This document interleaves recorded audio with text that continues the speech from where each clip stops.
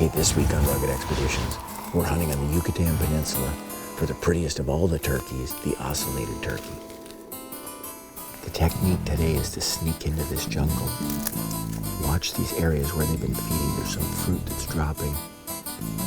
Very heavily used trail right in front of us. So we're gonna hang out here. It's hot. It's really exciting. There's birds that have been working out in front of us here in the jungle. Stay tuned.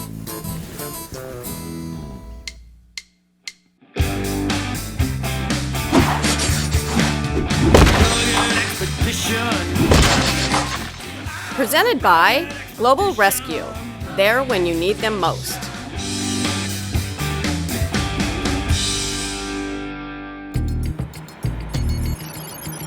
Always a fun time hunting in Mexico, great people, and lots of great hunting.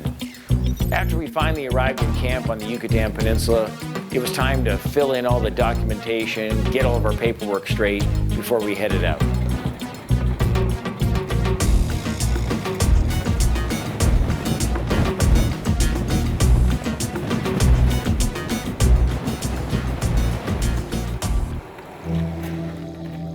On this ocellated turkey hunt, we're borrowing a shotgun they have down here, this old Italian shotgun.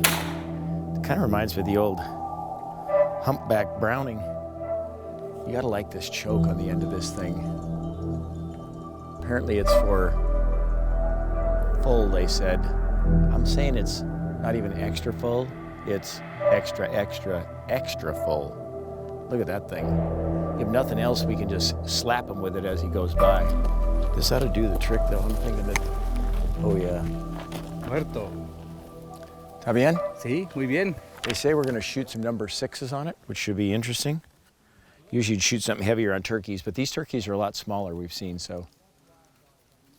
Let's go see if we can at least hit the target so we get the excuse factor out of the way. So that would be a dead turkey if it was a real turkey. But I've never shot the paper species before, so this is awesome. We now have almost all the species of turkey right in the old neck. Okay. Not only are we hunting the ocellated turkey on this hunt, we're also hopefully gonna get a chance at a brocket deer. I think I can just about take that next car's mirror off. I'm gonna need to get the rifle sighted in to make sure, because the brocket deer are just a bit too big to use a shotgun on.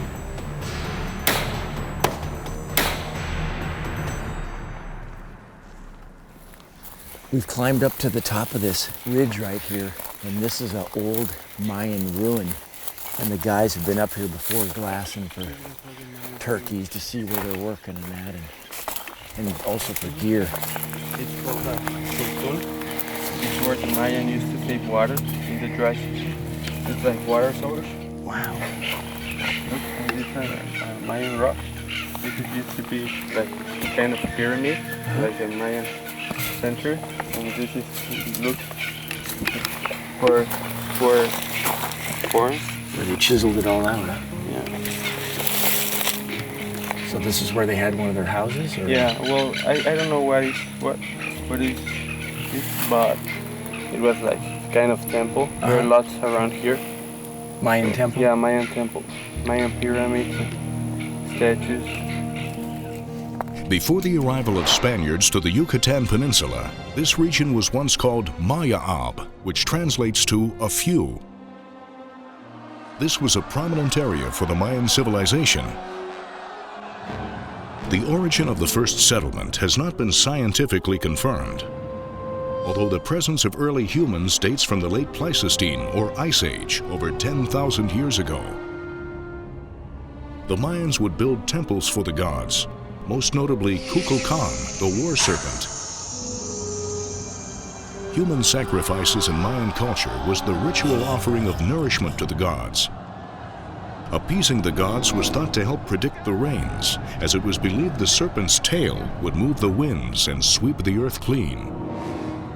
The Mayan culture would thrive until the arrival of the Spaniards, who brought with them diseases such as smallpox and measles, which would wipe out the indigenous population. We've come up on this ridge line. in this clear-cut area to glass for rocket deer. They like to come out midday into these open areas away from the jungle, and come out here and feed on these new shoots and all this new growth that's coming in this clear cut. So we'll wait it out and see what happens.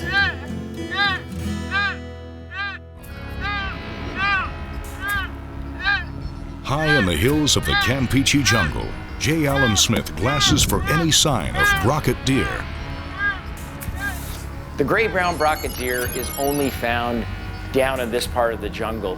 You find them sometimes in the farming areas, but they really like to live in the thick stuff. They're a small deer with just a short 4 to 6 inch horn.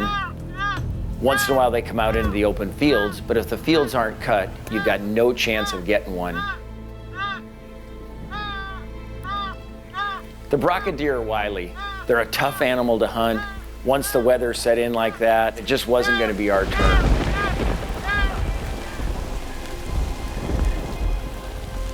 We packed it in for the afternoon. It's pouring like hell and it's coming even harder from this direction. So there's a point where with no rain gear and the fact that the deer lay down in this stuff that you just got to say enough's enough for the afternoon. At some point when you're on a multi-species hunt, you've got to make the decision to go on with one or the other. It was time to focus all of our energy on getting one of these gorgeous ocellated turkeys. These fields and farms we've been hunting on are areas that have been created by the Mennonites. They moved into this jungle, cleared out a lot of it to create these farms that they've got, and they've been a great source of information for us. Hola Gerardo, ¿cómo estás? Buenos días. Pues aquí chambeando. Chambeando. ¿Cómo estás? Un amigo. Pues veníamos a platicar contigo a ver si ahorita que en estos días cuántos pavos has visto, qué área, grandes, chicos. Pavos, pues pavos aquí en el área de la escuela donde están siempre. Ajá. Ayer vi una familia como de 70 y otra gente vio una venada cola blanca igual aquí en la escuela. Ok. Grande cola blanca. Sí. Venados temazates. Temazates igual, allá por mi rancho en el Tucán. Ok. Allí mi hijo vio uno, cuerno más o menos. Como de Ok, 5 sí. pulgadas. Grande, yeah? Grande, broquete. Vio He's telling us he's seen some turkeys over here, one with a Pisot, big pavo. spur, Ok. and there's a deer Muy over here he bien. says is a ¿Y ahorita qué? grande. ¿Vas a trillar? After having a chat with the farmer, he gave us some great info. It was kind of the good news, bad news thing though. He told us one of the fields behind his house, he's got a bunch of turkeys in there, which happened to be the forest that we were walking through. The bad news is there's a bunch of turkeys, and it's hard to pick one of them out and try and get that one lone male to come to us where we can get a shot at him. Because the last thing we need is a couple hundred sets of eyes looking at us when we're trying to turkey hunt.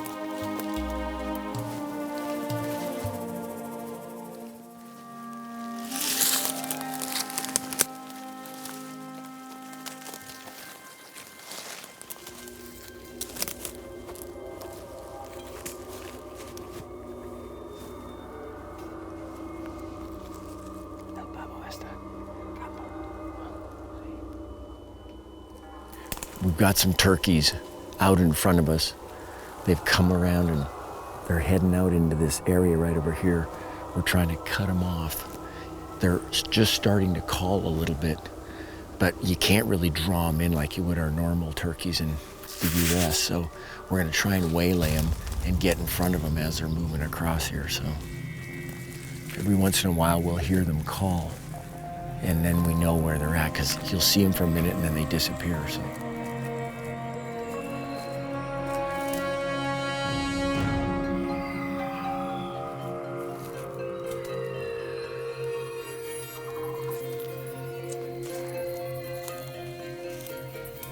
Turkeys. They've gone over across this little opening here, and the guide says that they're going towards an open cut field over there. We've been following them through this jungle here all morning, but we just can't get within range. It's hard to see them, almost impossible. You just see the head once in a while. But if they get in that opening, then we can get a crack at them. Maybe we can make a blind or something if we can sit on the edge of it. After sneaking through the thickets of the Campeche jungle in search of a mature ocelot turkey, J. Allen Smith and his guides from Yakutsk Hunting have decided to try their luck in a new area. We've been chasing these birds as they come down off the roost through these thickets, but we've found that they've fed out into this open field behind us. There's a plowed dirt area where they've been growing sorghum, and they've recently just cut it, so they're out there feeding and stuff like that. So we're gonna try and get out there and create a blind or something where we can see that they've been working in a certain area. The problem is they're big fields and these are big flocks. And to try and get one male that's gonna come close enough for us to get a shot at, it's tough.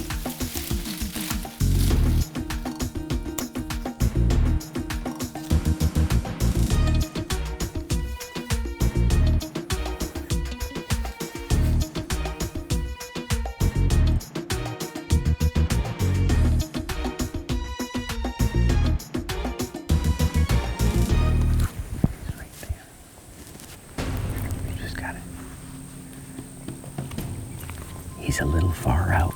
We've got to get him to come in a bit more. He's at about 50 yards out there, and that's too far for this shotgun. Let's just come in a little bit more. The whole flock is over here. Come on, baby. Still too far. Too far.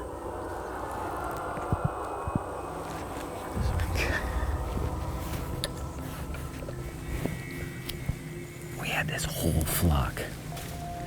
There was almost 200 birds, all right in here. We had some females right here, 10 feet away. But the big male, he came out here away from the flock and got right in the front, but he was still out 50 yards plus. There was no crack at him, but we had them putting right here. And then there had to be another 50 of them inside 15 yards right here, but you know, we could see the spurs on them. That's the only way you can tell. These turkeys don't have any beards, so the trick is to see their big spurs. And of course, the body size on the males is bigger too, but how exciting is that to have that many turkeys this close?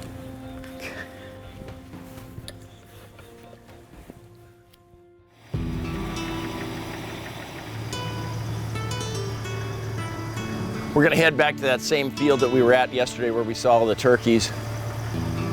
When you have 200 turkeys in a field, statistically speaking, that's probably where you should go back to go hunting again. So let's go kill one.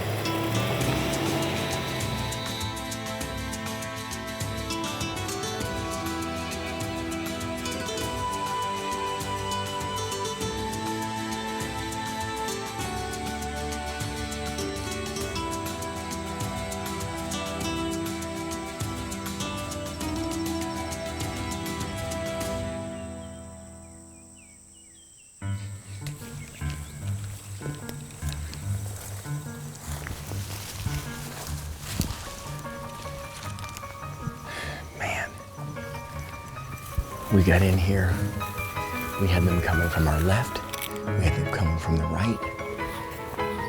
But as soon as they get anywhere close to us, these things are so spooky. When you've got this many eyes, this flock is just too big. It's impossible to hunt it. We had them on both sides. We couldn't get anything to come in front of us into range. I don't know what we're gonna do with this bunch. The temptation to keep coming back and trying the same flock is all you can stand, but what else we can do. That's too many eyes to try and waylay them.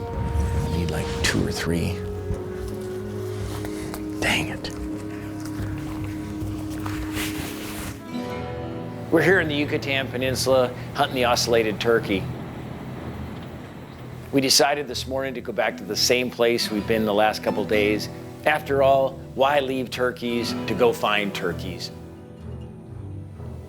As the sun was coming up, sure as hell, a nice big flock of turkeys came out into the open field, and they kept coming and coming, and there was turkeys all over the place. And then all of a sudden, off they went. What the hell is that? The whole flock picked up from 100 yards away from us and just flew across to the other side, to the jungle. This is a different flock, so these haven't even been educated. Yeah. We spent all this time, we had them in close, now they're gone. That's when our trusty guide pulled out his call, and they've got this sound that they've developed that makes these turkeys come back. There's a big male leading the front. He's kind of bringing them this way. Come on, baby. They're coming back. I can't believe it. The call's actually working.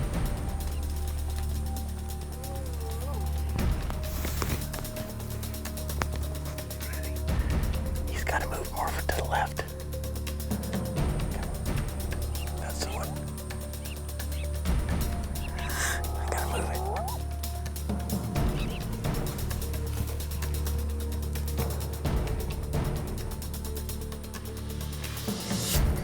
Yeah. Do it again. Okay. Be one stone. I need him to come more to the left. Come on. Ah, crap, now he's going to the right. Now he's going to the right. Ready? Right there. Yeah.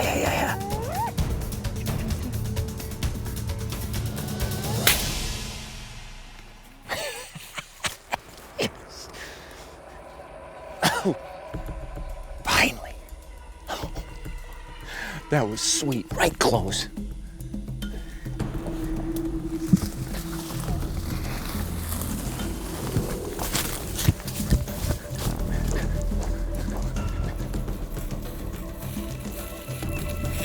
There he is. What a bird, huh? Look at these birds. Oh my goodness. Is that the prettiest bird on earth or what? Look at that. They call them the ocellated because of these circles they've got on their feathers. Completely different than ours. I mean, look at the colors on them. They're just tremendous. They got some white on their wings, all these great colors. A very small bird compared to our US birds, but what they lack in size, they sure make up for in coloration. He's an old bird, he's got good spurs, but they're short, but they're real thick. An old tom, just the kind we want to take. What a bird. They got this great head on them. Look at the knobs on that. They don't have a beard like our turkeys do. They've just got a smooth chest. So it's kind of hard to tell the males from the females other than the sheer size of them. You got to really look at them close when they're coming in. Make sure you get Mr. Macho on his way in. What a unique experience hunting the ocellated turkey in the Yucatan Peninsula. What an adventure. Going to Mexico is always a great time. It doesn't matter whether you're going hunting or fishing. The food's fantastic, the people are fun. And you get down on the beaches and you never know what kind of music you're going to hear or who's going to be playing it.